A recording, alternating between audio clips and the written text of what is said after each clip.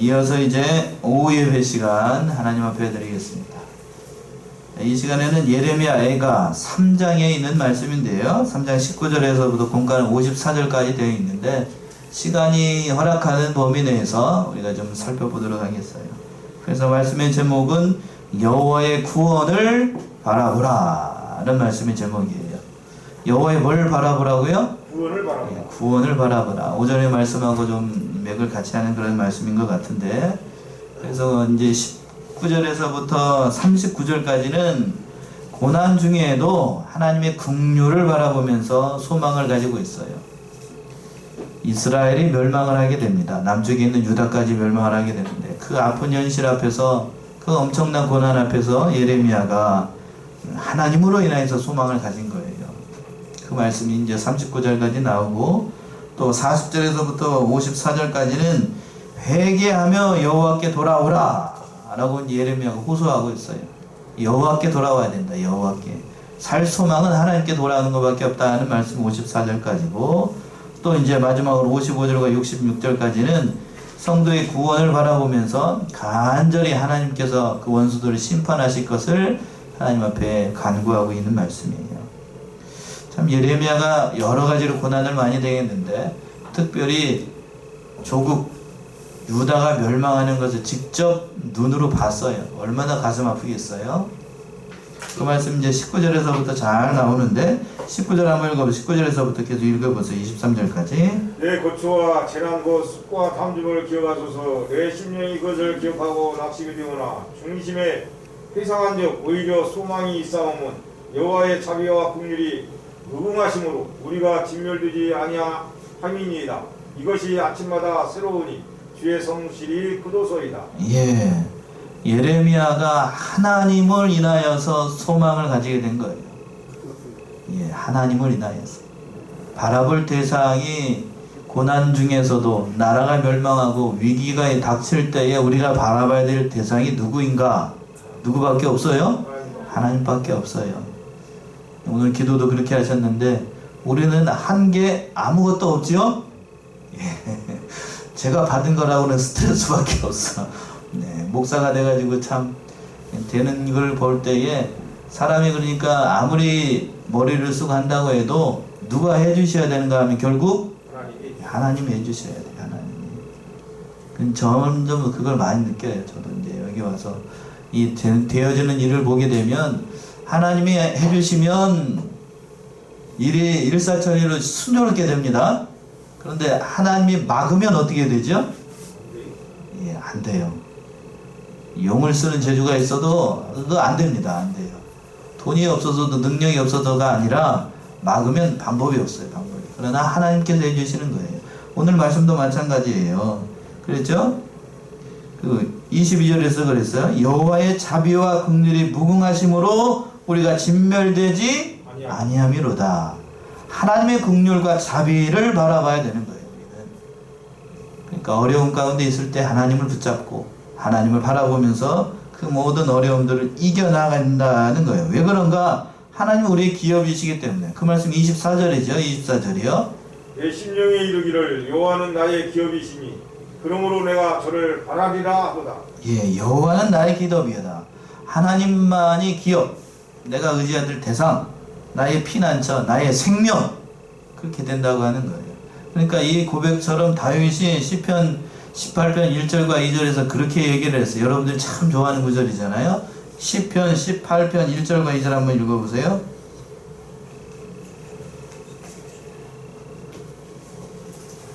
나의 힘이 되신 여호와여, 내가 주를 사랑하나이다. 여호와는 나의 반석이시요 나의 요새시요 나를 건지시는 자시요 나의 하나님이시요 나의 피할 바위시요 나의 방패시요 나의 구원의 뿌리시요 나의 산성이시로다. 예, 그렇게 되어 있죠? 예. 1절 시작을 할 때 뭐라고 되어 있어요? 18장 1절에서 보게 되면 나의 힘이 되신 여호와야, 내가 주를 사랑하나이다. 여러분 사랑하시나요? 아멘. 예, 하나님을 사랑하세요. 하나님을 사랑하면 이 모든 일들이 다 돼요. 다. 관건은 뭔가? 우리가 하나님을 사랑하는 거예요. 사랑하는 것. 참 중요한 것 같아요. 우리가 바라볼 대상도 하나님밖에 없다고 하는 거예요. 25절 26절이요. 무릇 기다리는 자에게나 구하는 영혼에게 여호와께서 손을 베푸시는도다. 사람이 여호와의 구원을 바라고 잠잠히 기다림이 좋도다. 예, 하나님의 때를 기다리라는 겁니다. 하나님의 때. 하나님께서 일을 하시고 그 모든 일이 이루어질 때까지 우리가 참고 기다리는 거예요. 인간의 본분이 여기에 있는 것 같아요. 하나님께서 이루어질 때까지 잠잠히 기다리라고 그랬죠. 잠잠히 기다림이 좋도다라는, 서둘러서 되는 것이 아니라고 하는 얘기입니다.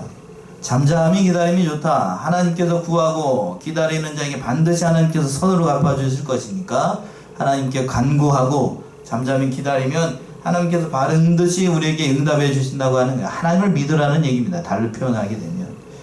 이사야 30장 15절 한번 보세요. 뭐라고 얘기하고 있는가 거기서는. 이사야 30장 15절.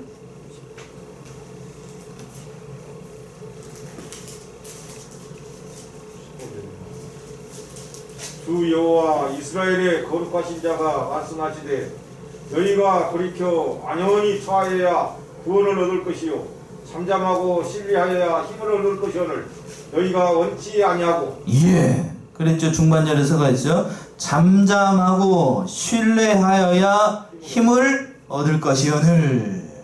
그러니까 우리가 밟을 대상이 하나님이고 잠잠하게 하나님의 때를 기다리고 두려워하지 않고 기다리면 하나님께서 그 모든 일들을 해나가시고 평강의 길로 형통의 길로 다 인도하신다고 하는 거예요. 되어진 일을 보게 되면 다 그래요. 성경에 있는 말씀뿐만 아니라 우리 성악교회에서 일어나고 있는 모든 일들도 하나님께서 가장 어떠한 길로요? 형통한 길로 인도해 주셨어요. 감사한 것뿐이에요. 감사한 것뿐. 참 하나님이, 저는 그래요. 하나님의 살아계심과 하나님께서 역사하심과 기이하고 신묘막직한 방법을 통해서 하나님께서 다 일하신다는 것을 새삼 느끼게 됐습니다. 아멘인가요? 예, 그래요. 참 이게 저는 이렇게 예쁘게 될 거라고는 저는 제 계획에는 없었어. 제 계획에는 없었는데 하나님께서 이렇게 다 해주셨어요. 물론 그 중에 이제 수고하신 손길도 있고 하나님께서 그 마음을 감동하셔가지고 이렇게 다 한 거지요. 우리들도 여러 차례 기도하고 여러분들이 다 이 자리를 지키고 계시니까 하나님께서 다 해주신 거예요. 저는 아무것도 한 게 없습니다. 물론 아무것도 한 게 없는데 그러나 낙심할 일이 아니고 이 자리를 우리가 어떻게 한 일이죠? 지킨 게 우리가 가장 하나님 앞에 뭐한 일이냐면 잘한 일이에요. 그렇죠? 이 자리를 지키고 있으니까 이런 영광된 날도 보는 거고 이런 일도 있는 거지. 참 중요한 일인 것 같아요. 이 자리를 지키는 거. 여러분들이 이렇게 제가 이제 늘 이 코로나로 말미암아 어려움 당할 때에 여러분들 앉아가지고 이 자리 지키는 건 참 귀한 일이에요. 귀한 일. 저는 이제 설교를 하느라고 마스크를 벗고 하는데 나갈 때 이제 많은 사람들 모였을 때 있죠. 많은 사람들 모인 곳, 농협을 간다든지, 그러니까 잠시 마스크를 안 쓸 수가 없잖아요. 쓰고 갑니다. 그 쓰고 가서 이제 한 1시간 정도 일을 보고 이제 와가지고 마스크를 벗으면 얼마나 시원한지 알 수가 없어요. 그걸 왜 쓰고 있는지, 어떤 때는 참 답답한데 이걸 참 쓰고 앉아가지고 1시간 동안 예배 드린다고 하는 것이 쉬운 일은 아니겠구나 하는 것을 느낍니다. 그래서 이제 농협에 이제 몇 번 갈 일이 있어가지고 앉아 계신 직원분들하고 은행 직원분들한테 얘기해요. 하루 종일 마스크 쓰고 있으려면 답답하지 않아요? 그랬더니 알아주는 것처럼 답답하죠. 저희도 굉장히 힘이 든다고. 점심 먹을 때 이제 마스크를 벗을 거 아니에요? 계속 쓰고 있어야 되니까. 점심 먹을 때 좀 마스크를 벗으면 그때 그렇게 저기저인데. 배는 더 힘들 거예요. 배는 더. 그런 가운데서도 이 모든 일 이제 돌아와서 우리가 이 자리를 지키고 있으니까 하나님께서 이런 날도 주신 줄로 알아요. 그래서 27절과 28절에서는 이렇게 표현을 하고 있어요. 27절, 28절. 사람이 젊었을 때 몽이를 매는 것이 좋으니 혼자 앉아서 잠잠할 것은 주께서 그것을 메우셨습니다. 예. 어느 때에 몽이를 매는 게 좋대요? 젊었을 때에 매는 것이 몽이를 매는 것이 좋다 합니다. 여러분 멍에 좋아하셔요? 안 좋아합니다. 예, 안 좋아합니다. 바로 나오네요. 예, 안 좋아하죠. 이거 뭐 누가 좋아하겠어? 멍에는 다른 말로 고난이죠. 고난의 멍인데 일하는 거 좋아하는 사람 하나도 없어요. 그러나 젊을 때의 멍에를 매게 되면 그것이 나중에 가서는 그게 나의 실력이 됩니다. 젊어서 고생은 뭐로도 한다고요? 사서도 한다는 말이 있는데 참 젊었을 때 고생하는 게 참 좋은 것 같아요. 저도 이제 고생이라면 고생을 좀 했어요. 여기 저는 여기 출신이에요. 여기 출신 이제 공부 좀 한다고 해가지고 저기 객지 서울로 올라가가지고 공부를 했는데 집단하면 뭐죠? 고생이에요. 집단하면 고생입니다. 객지에서 이게 그 하면서 공부를 하는데 여간 쉬운 일이 아니었어요. 그러니까 참 쉽지 않은 그 모든 것들도 그 결국에는 그 모든 것들이 협력해가지고 제가 이 자리에 있게 된 것이 아닌가 저는 그렇게 생각을 해요. 참 욥이 고백했던 것처럼 나의 가는 길을 하나님께서 하신다라고 욥이 고백을 하고 있는데 욥의 대표적인 신앙 고백이죠. 한번 찾아봅시다. 욥기 23장 10절이죠. 욥기 23장 10절.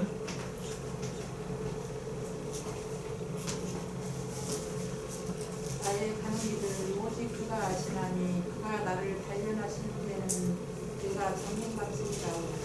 예, 욥의 신앙 고백이에요.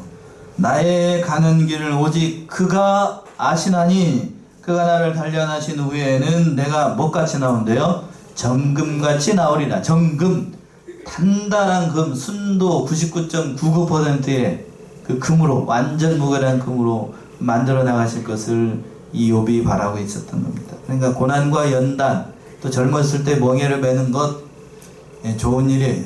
우리는 원하지 않는 바지만 하나님은 그러나 그런 사람으로 만들기 위해서 우리에게 고난과 연단의 길을 다 주시는 겁니다. 그러니까 우리가 그런 일을 만날 때에 잠잠히 메우게 되면 하나님께서 나의 실력을 요새 말로 업그레이드 시켜가지고 하나님의 선한 사람으로 더 만들어 나가십니다. 또 그럴 때에 그 고난을 당할 때에 어떻게 임해야 되는가 그 말씀이 29절에 나오는데 29절 보시면 입을 티끌에 댈지어다 혹시 소망이 있을지로다. 예, 입을 티끌에 댄다는 것은 낮아지라는 얘기예요. 낮아지라는 얘기. 그러니까 혹시라도 그 낮아지게 되면 그 소망이 있게 된다는 거예요. 또 30절 보시면 때리는 자에게 뺨을 향하여 수욕으로 베풀지어다. 예, 때 왼쪽 뺨을 오른편 뺨을 치거든 왼쪽 뺨도 어떻게 하라는 얘기죠? 내주라고. 예, 내주라고 그랬죠. 예. 자 봅시다. 여러분 왼손잡인가요? 오른손잡인가요? 보통 오른손잡이가 많죠. 그런데 마태복음 5장 39절에서 보게 되면 누구든지 오른쪽 뺨을 치거든 왼편도 돌려달라고 그랬어요. 오른손잡이가 상대방 건너편에 있는 사람을 때릴 때에 상대방 오른편 뺨을 때리나요? 왼쪽 뺨을 때리나요? 잘 기억이 안 나셔요? 이렇게 들고 딱 상대방 건너편 사람 때리면 왼쪽 뺨을 때립니다. 오른쪽이 아니고 오른쪽 뺨을 때린다는 얘기는 뭘까요? 이렇게 때린다는 거예요. 이렇게. 뭔 얘기인지 아시겠어요? 이렇게. 예, 손등으로 때린다는 얘기예요. 손등으로. 이게 먼저 조롱한다는 얘기예요. 조롱한다. 야 이렇게 하는 거. 그럴지라도 어떻게 하라고요? 왼쪽 뺨을 돌리면서까지 참으라는 얘기예요. 참으라는 얘기. 모욕이에요. 모욕. 그냥 한 대 와가지고 땅 때리는 게 아니고 모욕을 줄 때 참 견디기 힘든 거예요. 그거는 그런 가운데서 수욕으로 배부를지다는 말씀이 그 말씀이에요. 그걸 잘 참고 인내하라는 얘기예요. 또 31절 32절 보시면 이는 주께서 영원토록 버리지 아니하실 것임이며 저가 비록 근심케 하시나 그 풍부한 자비대로 긍휼히 여기실 것임이라. 예, 이런 수욕을 당하고 어려움을 당할 때에 하나님 바라보게 되면 결국에는 긍휼히 여겨주신다는 말씀이에요. 그러나 견디기는 어렵죠. 그 뭐든지. 33절에서 또 이렇게 얘기했습니다. 34절. 주께서 인생으로 고생하며 근심하게 하심이 본심이 아니시로다. 예, 33절 여러분 형광펜 있으면 저기에 넣으셔요. 그는 놓으셔요. 물질고 넣으셔. 33절. 주께서 인생으로 고생하게 하며 근심하게 하심이 본심이라고요? 아니에요. 하나님의 본심은 우리에게 고난을 주고 근심을 주고 어려움을 주고 낙심을 주는 것이 하나님의 본심이 아니에요. 그런 하나님은 아니라고요. 그런 하나님 아니에요. 오해하시면 안 돼요. 하나님의 본심은 인간이 행복하게 사는 걸 원하셔요. 이 세상에서. 그래서 인간을 사랑하시고 인간에게 기쁨을 주기 위해서 뭘 만들었냐면 최초의 인류였던 아담과 하와에게 뭐까지 만들어 놓으셨어요? 에덴 동산까지 만들어 놓으시고 생명나무도 만들고 이렇게 다 한 거예요. 태상에 있는 모든 것 다 모아놓고 누구를 사랑하시기 때문에 인간을 사랑하시기 때문에 그렇게 하신 겁니다. 그러나 사람은 그걸 저기 하지 않고 그냥 그 선악과를 따먹어가지고 그냥 하지 말라는 것만 골라서 하는 게 인간이라고 하는 거지. 본심이 그런 건 아니었다라고 하는 거예요. 성도가 고난당하는 이유가 뭔가? 첫 번째는 죄 때문이에요. 죄 때문에. 그렇죠? 죄가 있기 때문에 고난을 당하는 거고, 두 번째는 우리가 어려움 당한 그 모든 실력, 하늘나라의 상급을 만들 그 실력을 만들기 위해서 우리에게 고난을 주는 겁니다. 첫 번째는 죄 때문이고, 두 번째는 거듭난 성도들에게 뭘 만들기 위해서? 하늘나라에 뭘 바라보도록 하기 위해서 상급, 소망, 이걸 바라보도록 하기 위해서 고난을 주시는 겁니다. 그러니까 그걸 바라봐야 됩니다. 그걸 바라봐야 돼. 34절에서부터 한번 읽어보세요. 34절에서 36절. 세상의 모든 갇힌 자를 발로 밟는 것과 지극히 높으신 자의 얼굴 앞에서 사람의 재판을 붙게 하는 것과 사람의 송사를 억울하게 하는 것은 다 주의 기쁘게 보시는 것이 아니로다. 예. 이런 사람들은 하나님께서 다 심판하십니다. 재판을 굽게 하는 것, 또 사람 앞에서 이게 억울한 일을 당하게 하는 것. 아까 저기 했죠? 30절에서 사람의 뺨을 때리는데 어떻게 때리냐면 한번 와가지고 탕 부어박는 그런 게 아니고 오른쪽 이렇게 하는 거예요. 모욕이죠, 모욕. 이렇게 조롱하고 모욕하는 거. 그런 사람들 하나님께서 언젠가는 그것대로 갚아주셔요. 그대로 갚아주신다고. 그런 하나님이 아니에요. 가만히 계시는 그런 하나님이 아닙니다. 갚아주셔요. 자, 봅시다. 37절에서는 또 이렇게 되어 있죠? 37절. 주의 명령이 아니면 누가 능히 바라여 이루게 하라. 예. 하나님의 명령이 아니면 하나님의 주권에 달려있다는 얘기예요. 38절에서 또 이렇게 표현했죠. 38절. 화 복이 지극히 높으신 자의 입으로 나오지 아니하느냐. 예, 화를 주고 복을 주시는 것도 다 누구의 소관이냐면 하나님의 소관이고 하나님의 주권에 달려있다고 하는 겁니다. 그러니까 누구든지 원망하지 말고 살아있는 사람은 자기 죄 때문에 죄 몰망받는 줄 알고 자기 자신을 잘 돌아봐야 돼. 그 말씀이 39절이죠. 살아있는 사람은 자기 죄로 벌을 받나니 어찌 원망하랴. 예, 사람이 고난을 당하는 건 첫 번째가 어려움 당하고 고난 당하는 건 뭐 때문이라고 그랬냐면 자기 죄 때문에, 자기 죄 때문에. 그리고 또 거듭난 성도들에게 고난을 당하는 이유가 뭔가? 하늘나라의 소망을 두기 위해서. 우리가 어려움 당하면 두 가지를 생각해야 돼요. 그러니까 이것이 나의 뭐 때문에 온 것이 아닌가, 죄 때문에 온 것이 아닌가, 먼저 자신을 돌아봐야 될 것이고, 이것이 장차 협력하여서 선을 이루어서 하늘나라에 소망, 상급이 있을 것이다 하는 것을 소망을 두고 어려움들을 다 이겨나가야 돼요. 둘 다 이겨나가야 돼요. 둘 다. 죄 때문에 온 것이라고 하면 죄를 찾아서 회개해야 될 것이고, 그렇지 않다라고 하면 묵묵히 참고 인내하면서 그 모든 어려움들을 다 이겨나가야 됩니다. 자, 40절 이제 두 번째 제지로 와가지고 예레미야 선지자 그 어려운 현실에서 하나님께 돌아오라 호소하고 있어요. 그 모든 어려운 현실들 가운데 우리가 돌아봐야 될 대상, 우리가 돌아가야 될 대상이 하나님이라고 하는 거예요. 그 말씀이 40절과 41절에서 잘 나와 있죠? 우리가 스스로 행위를 조사하고 여호와께로 돌아가자. 마음과 손을 아울러 하늘에 계신 하나님께 들자. 예, 우리가 스스로 행위를 조사하고 누구에게로 돌아가자입니까? 여호와께로 돌아가자. 전심으로 돌아가야 돼요. 전심으로. 살 길은 하나님께 있습니다. 하나님께 돌아가자. 스스로 행위를 조사해 보래요. 여러분들의 생애, 나의 지난 한 주간 동안의 삶을 돌아보게 되면 부끄러운 얘기지만 잘한 일보다는 잘못한 일이 동의 안 하셔요? 예, 많지요. 예, 저는 여러분들은 어떤 꿈을 꾸시는지 모르겠지만 저는 꿈을 잘 안 꾸는데, 예, 꿈을 꿀 때에도 사람은 죄를 짓습니다. 맞나요? 예, 여러분 꿈꿀 때 죄 안 져요? 사람은 본래가 그래요. 사람은 꿈꿀 때도 죄를 져요. 꿈꿀 때도 내 맘대로 다 하고 싶어가지고 막 공중에 날아다니고 그렇죠? 평소에 자기 잘못하게 한 사람들 가가지고 그냥 꿈속에서는 방망이 들고 가가지고 막 때리고, 그게 사람이에요. 그런가요? 예, 그게 사람이라고. 그게 사람은 어쩔 수 없어요. 꿈속에서도 뭐를 짓더라? 죄를 져요. 꿈속에서 죄를 져요. 예. 평소에 이제 TV 보다가 예쁘게 생긴 꽃미남 같은 사람들하고 아이고 저 사람하고 한번 데이트했으면 좋겠다 했다, 그런 마음을 품었더니 어디에 나와요? 꿈속에서 나와가지고 둘이 팔짱 끼고 데이트하고 있어. 그게 뭐요? 그게 사람이에요. 그게 사람 아니라고요? 한 번도 안 해보신 것처럼 저를 바라보고 있네. 예, 그렇게 되는 거죠. 그렇게. 남자도 마찬가지예요. 남자도 어쩔 수 없어요. 다 자기의 행위를 스스로 조사해보라는 얘기가 그거예요. 사람이 부패하다는 것을 다시 한번 깨닫게 되는 말씀이에요. 또 42절부터 한번 봅시다. 42절. 우리의 범죄함과 패역함을 주께서 사하지 아니하시고 진노로 스스로 가리우시고 우리를 군축하시며 살려가사 긍휼을 베풀지 아니하셨나이다. 계속해서요. 주께서 구름으로 스스로 가리우사 기도로 살갈지 못하게 하시고 우리를 열방 가운데서 징계와 회물을 삼으셨으므로 우리의 모든 대적이 우리를 향하여 입을 크게 벌렸나이다. 두려움과 함정과 잔해와 멸망이 우리에게 임하셨도다. 예.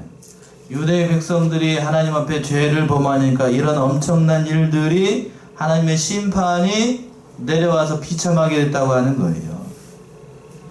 보게 되면 범죄를 패역함을 주께서 사해 주시지 않습니다. 죄를 져도 심각한 죄를 졌는데 그 죄를 사해 주지 않아요. 엄청난 일이죠.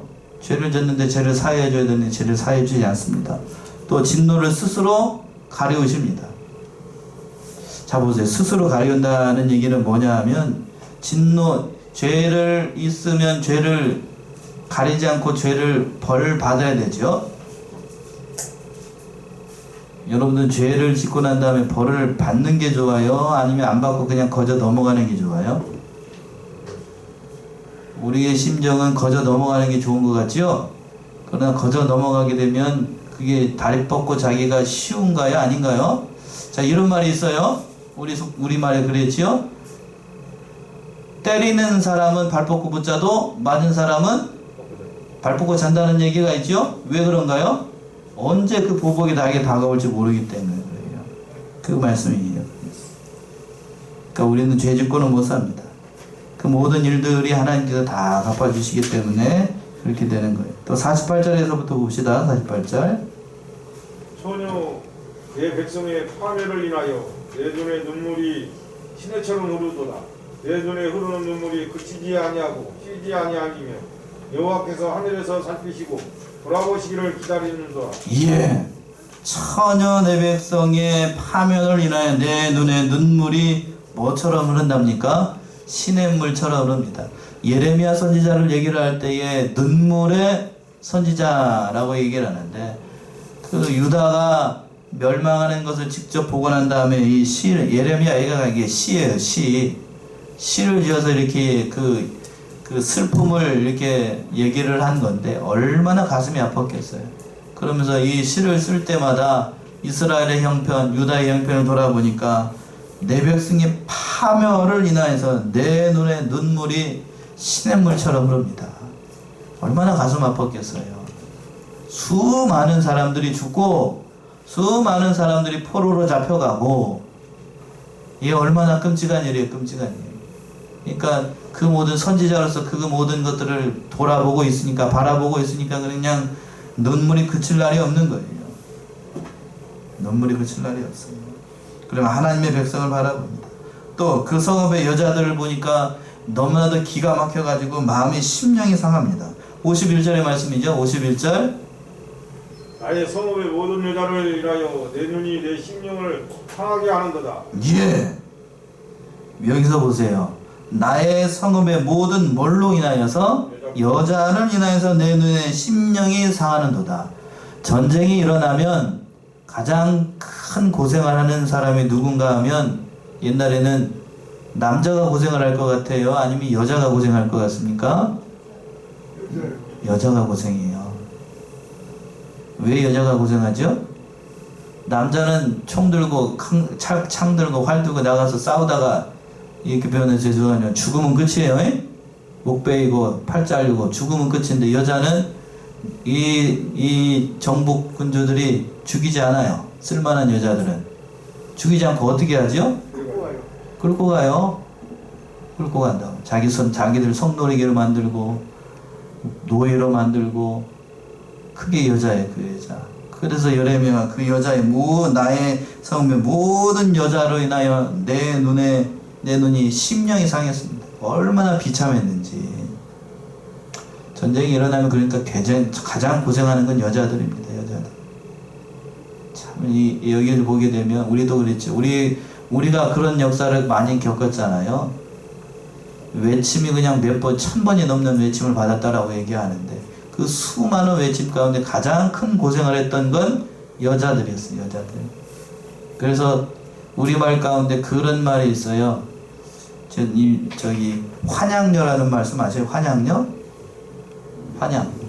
환향녀. 예. 왜 환양녀라는 말이 어때 나왔냐면 병자호란 때 나온 말이에요. 병자호란 때. 그러니까 병자호란 때에 그 청나라에 그 포로로 잡혀갔다가 여자들이나 남자들이나 여자가 잡혀갔어요. 그런데 어떻게 탈출을 해가지고 압록강 두만강을 넘어왔어요. 그 사람들이 뭐냐면 환양을 했잖아요. 환양. 그런데 환양을 했는데 그 환양했던 사람들을 조선에서 환양을 했을까요?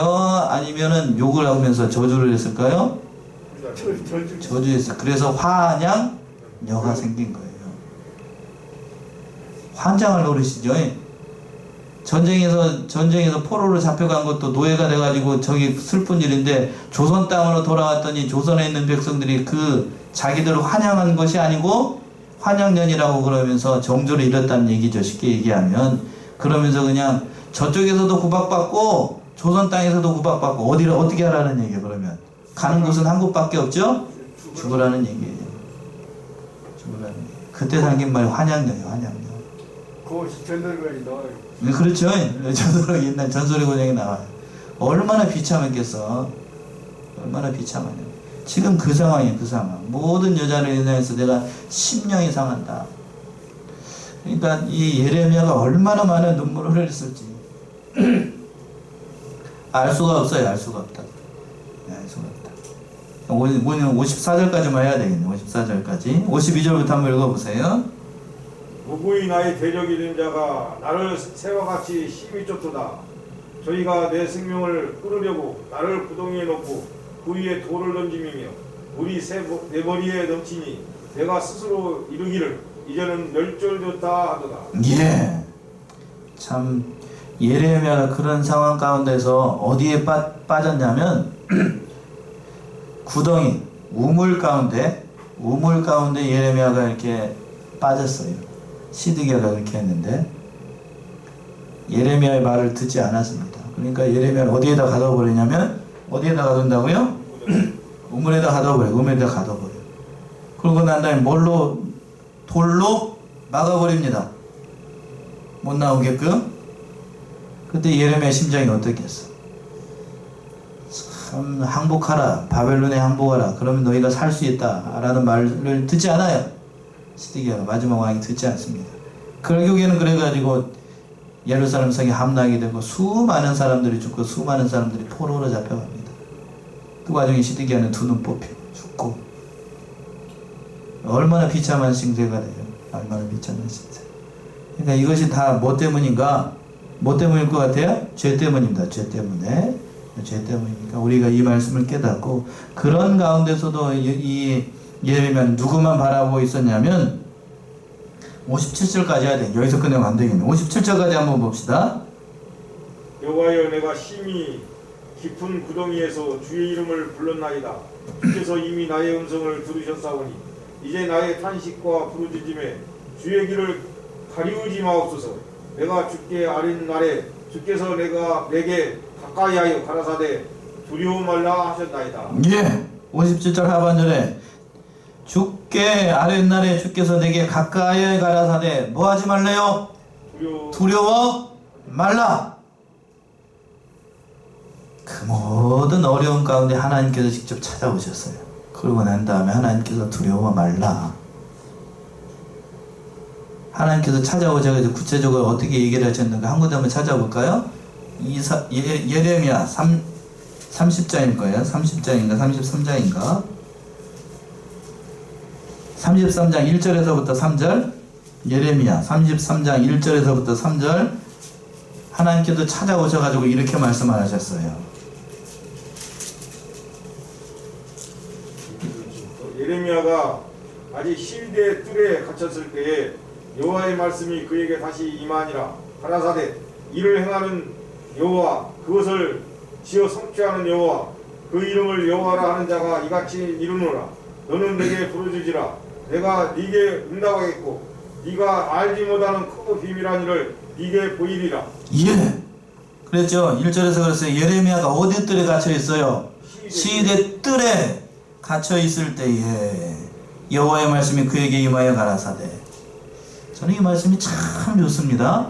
이를 행하는 여호와 그것을 지어 성취하는 여호와 그 이름을 지어 뭐라고 부르는 여호와라는 자가 이같이 이르노라. 너는 내게 부르짖으라. 내가 내게 응답하겠고 네가 알지 못하는 크고 비밀한 일을 내게 보이리라. 하나님께서 이렇게 찾아오셔가지고 예레미야가 이렇게 말씀을 하신 거예요. 참 하나님이 낙심천만에 있는 예레미야에게 말할 수 없는 은혜를 베풀어 주신 거예요. 우리 사랑하는 성안의 성도님들이 그러니까 어려운 일을 만나고 괴로운 일을 만나고 내 힘으로는 감당할 수 없는 일을 만날 때에 하나님을 잡고 기도하면 하나님께 이렇게 다가오셔요. 이를 행하는 여호와 그 이름 뭐라고 부르는 여호와라 하는 자가 이같이 이르노라. 너는 내게 부르짖으라. 그러면 네가 알지 못한 하나님의 비밀한 세계를 일러주겠다라는 말씀이에요. 이 말씀으로 모든 어려움들을 다 이겨나가고 괴로운 일들이 많고 어려운 일들이 많은 모든 세상살이들 믿음살이들 다 이겨나가는 우리 사랑하는 성안의 성도님들 다 되시기 바랍니다. 기도하겠습니다.